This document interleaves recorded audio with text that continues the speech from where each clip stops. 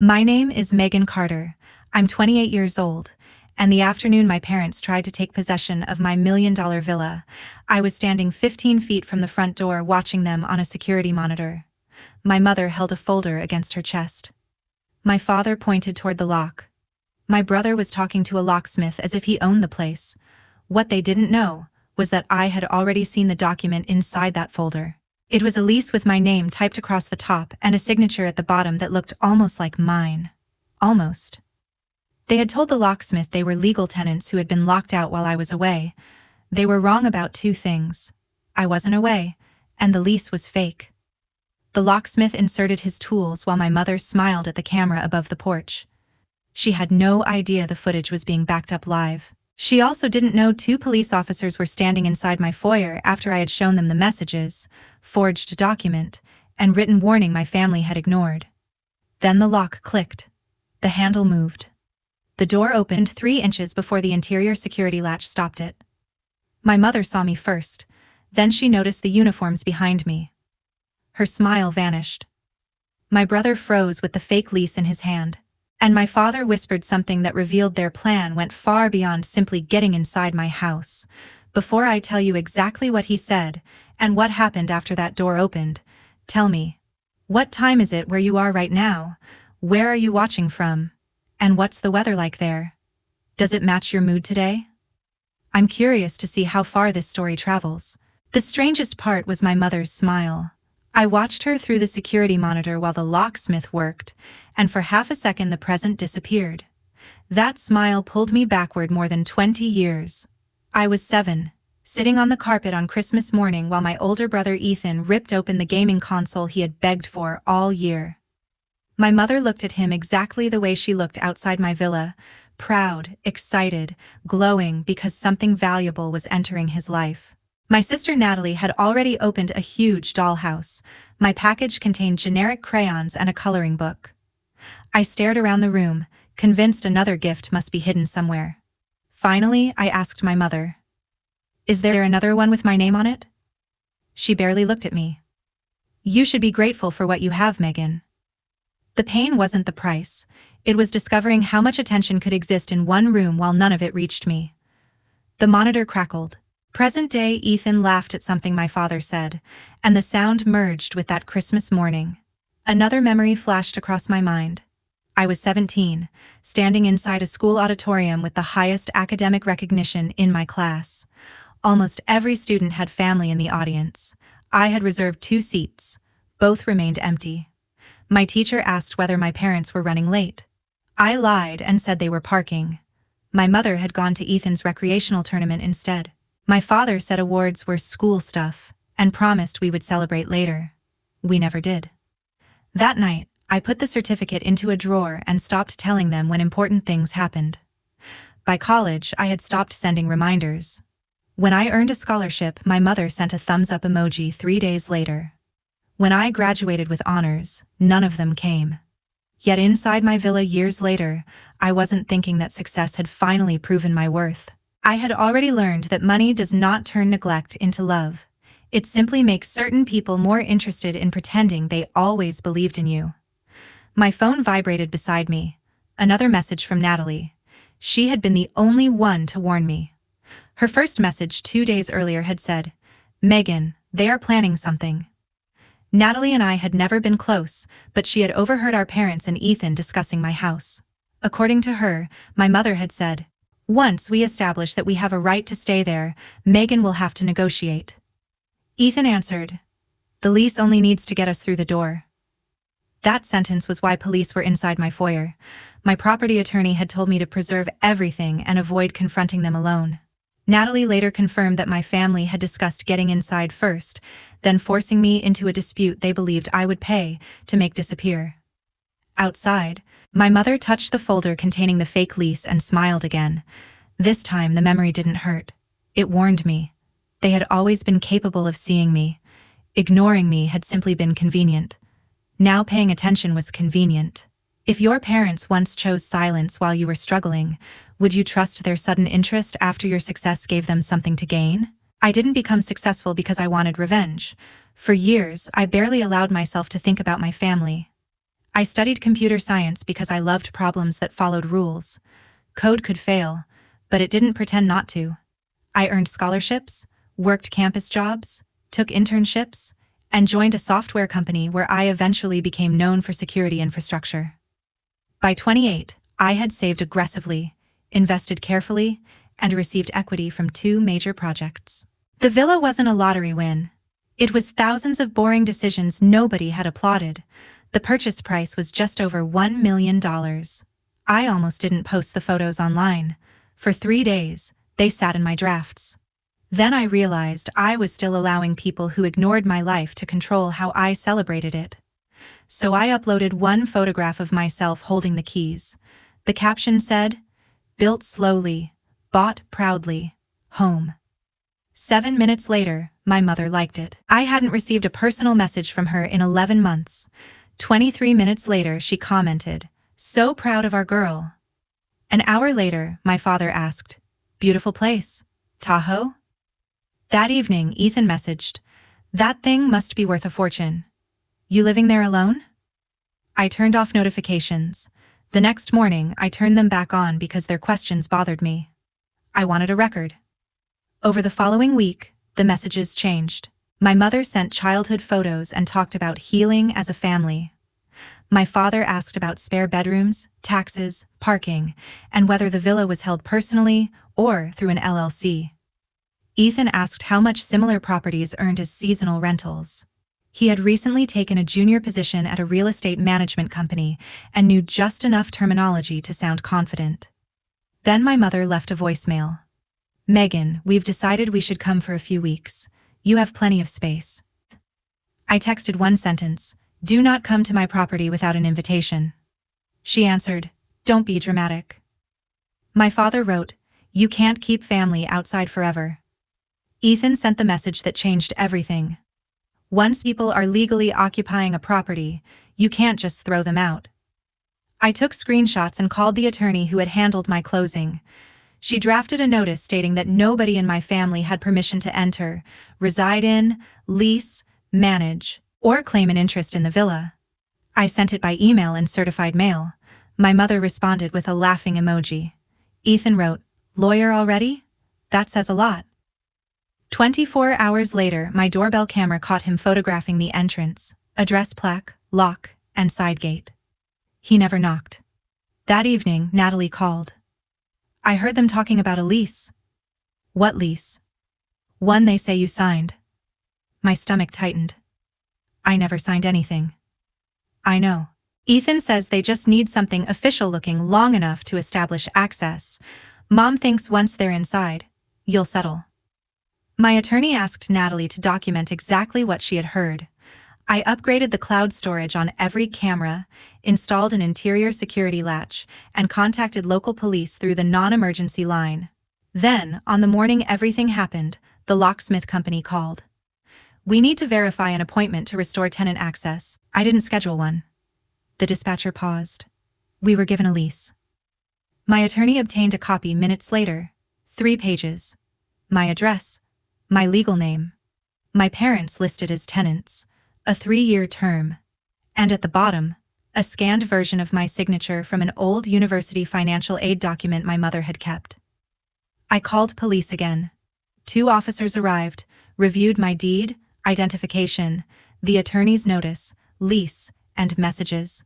They agreed to remain while I denied entry, and the locksmith clarified who had hired him. I started a private live backup of every camera feed. At 2:41 p.m., my family arrived. My mother carried the lease. My father carried an overnight bag. Ethan carried a laptop case. At 2:46, the locksmith pulled in. At 2:48, my mother handed him the document. At 2:50, I stopped wondering whether they really wanted reconciliation. They had already answered that question. Would you post your success publicly if you knew the people who once ignored you might treat it like an invitation? The locksmith never fully opened my door. He managed to turn the main lock because my family had presented paperwork claiming they were tenants improperly locked out. But the moment the door moved inward, my secondary security latch stopped it after 3 inches. My mother leaned toward the opening. "Megan?" I stepped into view. Behind me stood 2 uniformed officers. Ethan's expression changed from confidence to confusion to fear in seconds. My father looked at the officers, then at the fake lease in Ethan's hand, and that was when he whispered, "You said she wouldn't be here." The microphone above the porch caught every word. Ethan snapped toward him. "Dad!" Too late. One officer stepped closer. "Ma'am, do you want these individuals entering your home?" "No, they have no permission to enter. They were notified in writing." The officer told the locksmith to stop. He immediately backed away. "I was told they were tenants," he said. "They showed me a lease." "We are tenants," my mother interrupted. "This is a family misunderstanding." I kept the latch closed. That 3-inch gap became the safest boundary I had ever maintained with them. My mother raised the folder. "Megan, stop performing. You signed an agreement. Then tell the officer when I signed it." She blinked. "What?" "The lease. When did I sign it?" Ethan answered. "June 12th. "Where?" Silence. "Where did I supposedly sign a 3-year lease giving you possession of my house?" "Electronically." "Using what service?" Silence again. My father stepped forward. "This is ridiculous. We came to talk." I looked at his overnight bag. "You packed for the conversation." My mother switched tactics. "Megan, sweetheart, you're embarrassing everyone. Open the door and we can discuss this privately." As a child, that line always worked. If I complained, I ruined dinner. If I asked why Ethan got more, I was jealous. If I wanted attention, I was demanding. But embarrassment loses its power once you understand who created it. "No. We'll discuss it here." Ethan glanced at the camera. "Are you recording us?" "This property has visible security cameras." "Turn them off." "No." He laughed. "Of course, you want content. I want evidence." His smile disappeared. The officer asked Ethan for the lease. He hesitated, but my mother told him to hand it over. The officer asked who prepared it. My mother said, "Megan did." Ethan said, "It was handled online." My father remained silent. 3 people, 2 stories, 1 fake lease. The officer asked about rent payments. My mother said they had paid a deposit. Ethan claimed the first month had been deferred. My father stared at both of them. "Which is it?" I asked. My mother's face hardened. "Why are you doing this to us?" That question told me everything. She didn't ask why I thought the lease was fake. Her instinct was to make my reaction the offense. Ethan raised his phone and I noticed the camera lens pointing through the opening. "Are you recording inside my house?" I asked. He lowered it. "I'm documenting how you're treating us." "Good. Keep recording." The officer told him to step back. My mother put her fingertips against the edge of the door. "We raised you. Don't act like everything you have came from nowhere." "So there it is," I said. "The invoice." "Nobody said you owe us." "Then why bring a lease?" Ethan interrupted. "Because you weren't being reasonable. You forged a tenancy because I said no." "Nobody forged anything." "Then my attorney can examine it." The locksmith, who had been scrolling through his phone, suddenly spoke. "Officer, I think you should see the booking messages." Ethan turned sharply. "Those were private business communications." The locksmith looked at him. "You told us the owner was overseas for 6 weeks." My father stared at Ethan. "You also said your parents were already living here," the locksmith continued, "and that their keys had been remotely disabled during a family dispute." They hadn't merely made a fake lease. They had built a fake version of my life around it.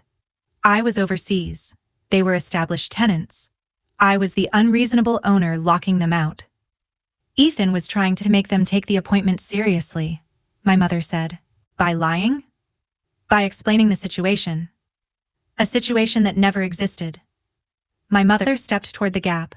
"Open this door, Megan. We are not criminals." I looked at the lease, the locksmith's messages, their luggage, and the camera above them. "Then why did you need a fake version of me to get inside?" Nobody answered. That was when I realized my revenge didn't need screaming.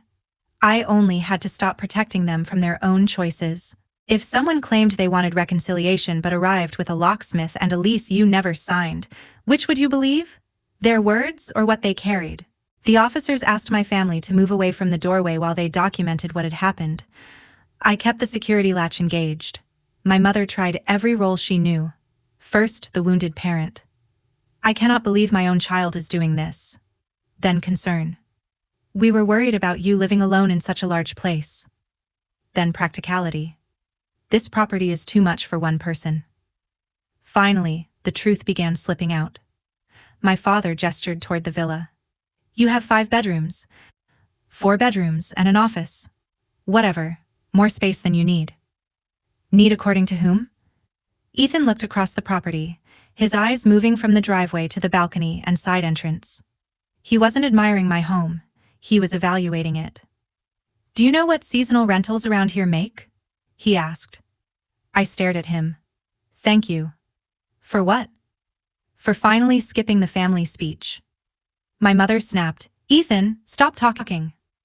The officer holding the lease asked again about rent. Ethan said the first month was waived. My mother corrected him. It wasn't waived, it was credited. Credited for what? I asked. She answered without thinking. For what we've done for you over the years. Even my father turned toward her. The fake lease wasn't about living here. They thought getting inside would create enough legal confusion and family pressure that I would pay them something to disappear. What exactly were you planning after you got inside? I asked. Talk. My father said. That's all. With luggage. We live hours away. You booked a locksmith instead of a hotel. My mother crossed her arms. Family doesn't need formal invitations. Then why did family need a formal lease? Her jaw tightened. The officer asked Ethan, Did you create this document? No. Who did? It was generated from information we had. By whom? An online template. Who inserted Ms. Carter's signature? Silence. My mother said, The signature was already available. My chest tightened. Available where? Ethan answered, Old family documents. I knew which ones. My mother had kept copies of forms from my university years. A signature connected to my education had been pasted onto paperwork designed to take control of my home. So you copied my signature from an old document? Nobody said copied. You just said it came from family documents. It was available. Those words aren't helping you. My mother slammed the folder against her leg. Enough. You're acting like we came here to steal the building. What would you call creating a lease, claiming to live here, hiring someone to open my lock, and arriving with luggage? A desperate attempt to get through to someone who shut out her own family. Every action became something I had supposedly forced them to do. You had my number. You had my email. You had my attorney's address. You chose a locksmith. Because you refused to be reasonable. Reasonable means giving you access? Reasonable means remembering where you came from. Ethan jumped in. Mom and Dad helped create the circumstances that allowed you to succeed. Which circumstances? You had a roof. So did you. Food. So did you. School. Public school. Ethan's face reddened. You minimize everything they gave you. And you maximize it because you want a percentage. Something changed in his expression. My mother immediately stepped forward. Don't answer her. That was answer enough. What percentage? I asked my father. There is no percentage. Then why did she just tell him not to answer? My phone vibrated. Natalie had sent me a screenshot from a family group chat I had never been included in. Ethan. Once we're in, she can't just physically remove us, it becomes a civil dispute. My mother. How long would that give us? Ethan. Long enough to negotiate. My father. I only want enough to clear the mortgage and maybe help Ethan get started. My mother. Megan owes us more than that after everything we sacrificed. I stared through the doorway. There it was. Their motive. Written before they arrived. My parents had financial problems. Ethan wanted money to start a business. My villa was leverage. Natalie sent another message. I told them I won't support their story. I looked at my family. I know about the group chat. Ethan stared at my mother. My father closed his eyes. My mother's first response was, Natalie had no right. Interesting concern. Private conversations are private. So is my house. Her restraint finally broke. Do you think you're better than us because you bought this place? No, I think you decided I became useful when I bought it. We sacrificed years for you. And somehow the bill arrived only after you learned the purchase price. You selfish little... She stopped when she remembered the camera. I noticed immediately. Her anger had been interrupted not by remorse, but by evidence. Tell me the truth, I said. If this were a small apartment and I still earned an ordinary salary, would you be standing outside with luggage? My father looked down. Ethan stared at his phone. My mother whispered, "That's not fair." It's the fairest question I've ever asked. If relatives looked at your home and saw future income before they saw the person who earned it, would you still call their return love? Everything truly collapsed when the locksmith opened the booking record. Until then, my family still seemed to believe they could call the whole thing a misunderstanding later. The company's request had been submitted from Ethan's email address. Attached were the fake lease, photographs of my entrance, public property information, and a message claiming my parents had lived there for almost 2 months. There was also a note asking the technician not to contact me because I was supposedly hostile and attempting an unlawful lockout from abroad.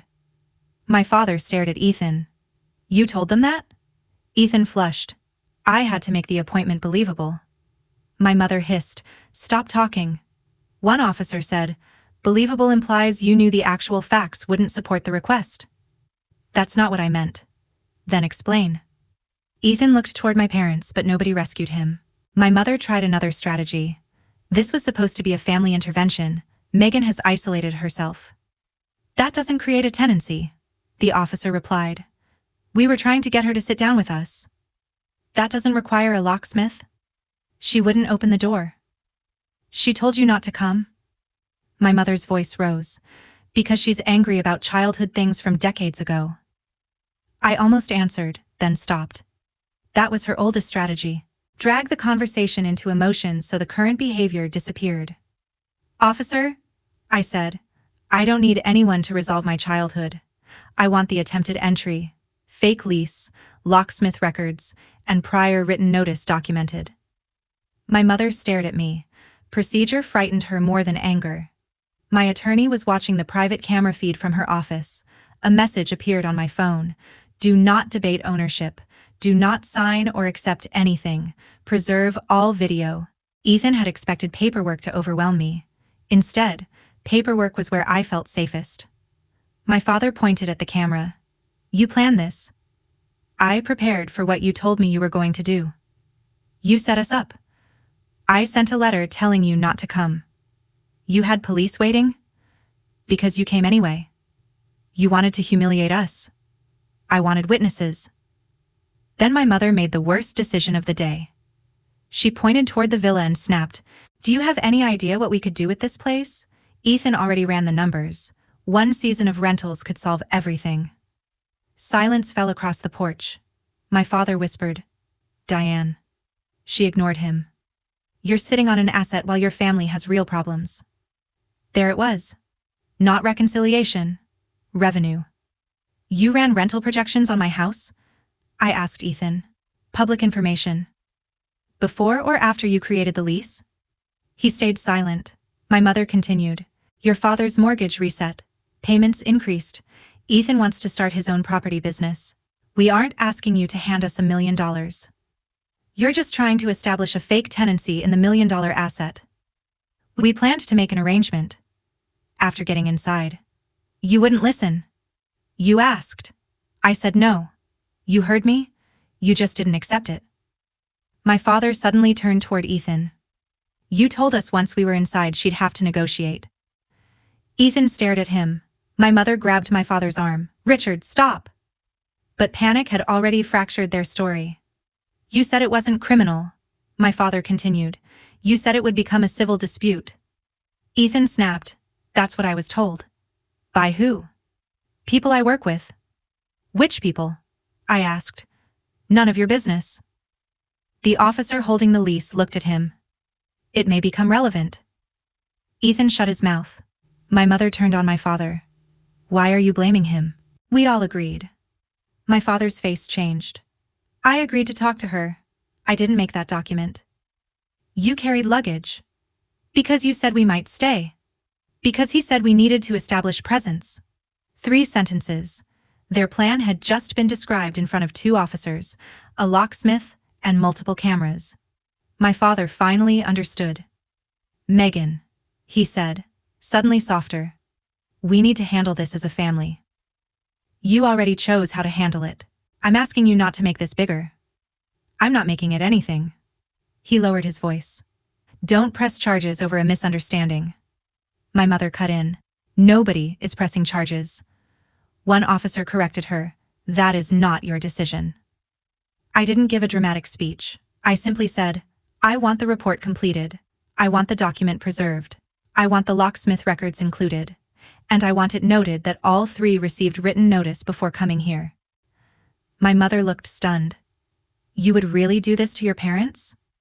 You keep describing my response as the betrayal. Because it is. You copied my signature. We were desperate. You lied about living here. Because you wouldn't help. You tried to open my door. Because you shut us out. Every admission arrived wrapped in an excuse. The officer told them to leave the property. My father immediately picked up his bag. Ethan didn't move. What if we refuse? The officer looked at him. You have been told by the owner and law enforcement that you do not have permission to remain.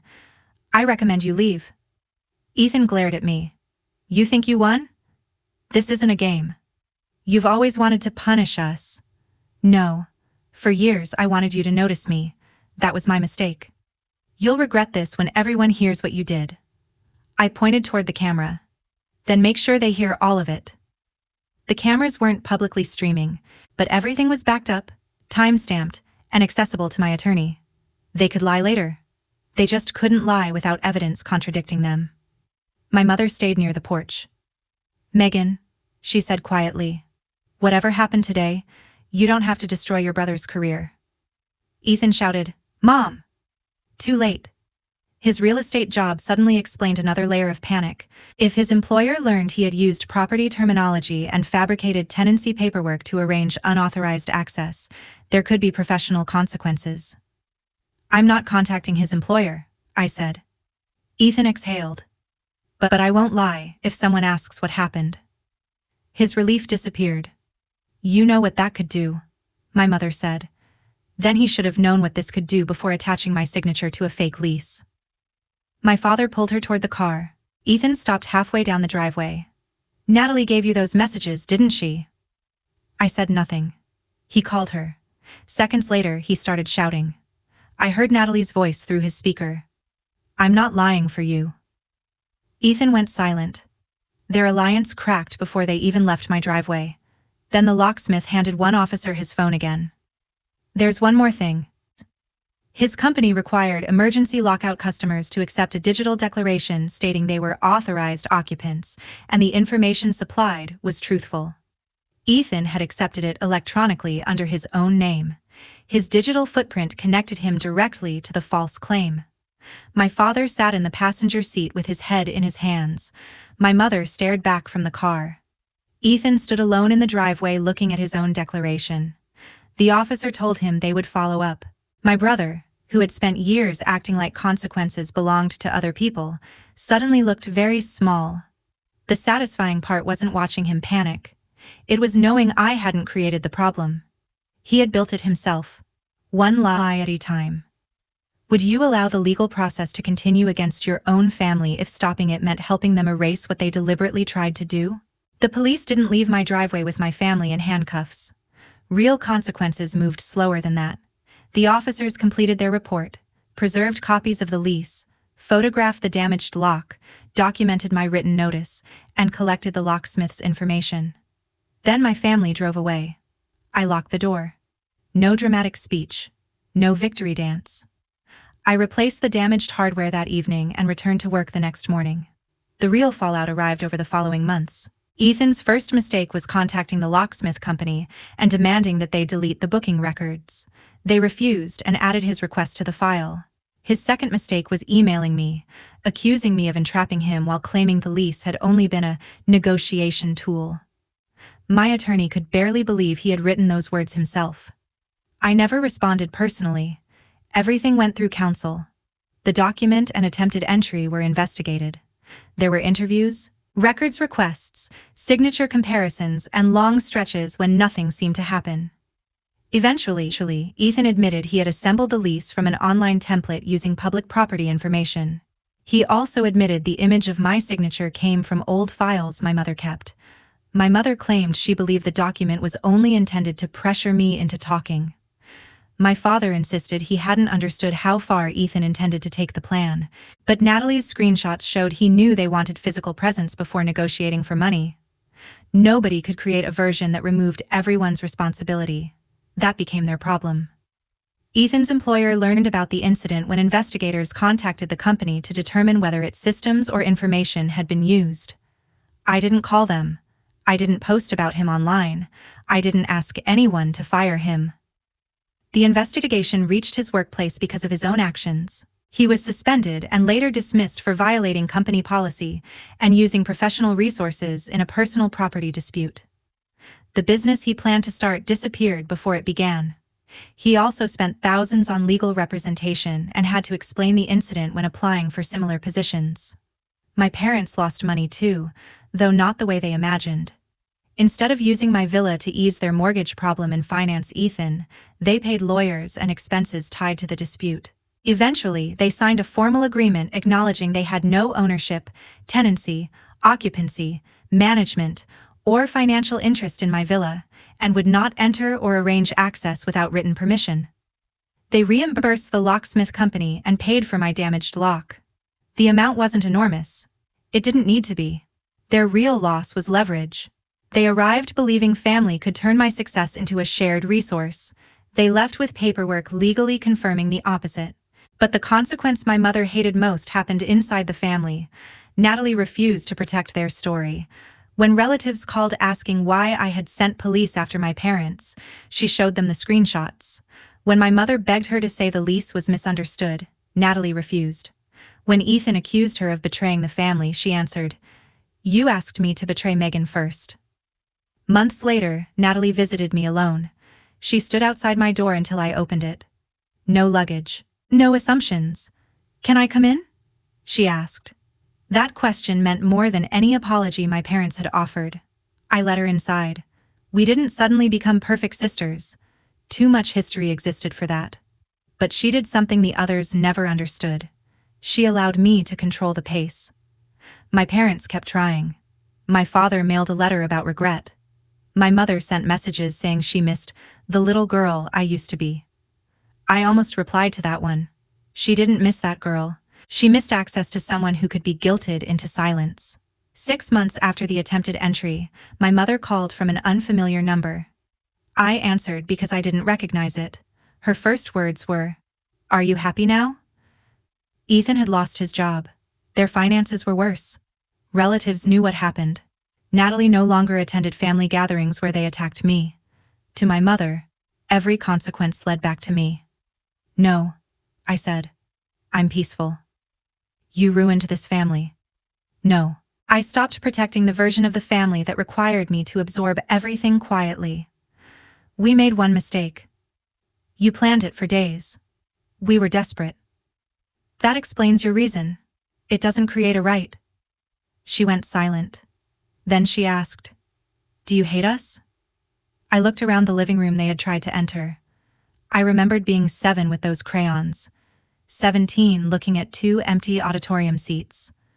22 graduating without searching the audience. And 28 watching my family arrive with a locksmith because $1 million property had finally made me visible.